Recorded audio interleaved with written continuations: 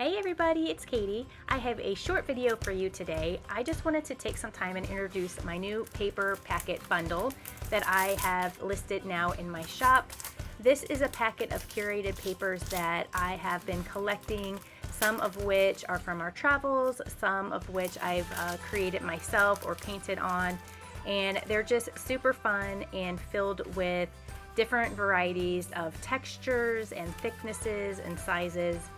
The whole packet is 5 by 7 inches, so the paper is either 5 by 7 or smaller.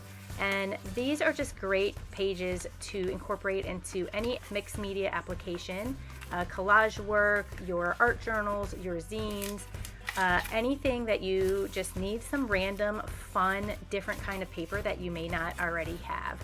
So I am super excited about these, whether you use them for yourself in your own artwork or you want to send as a gift to a friend who likes to dabble in artwork and creativity. For now, I am selling them in my Etsy shop, which you see here, and I will link below.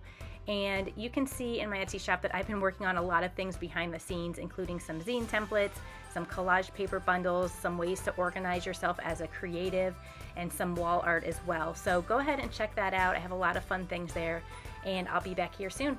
Cheers, everyone.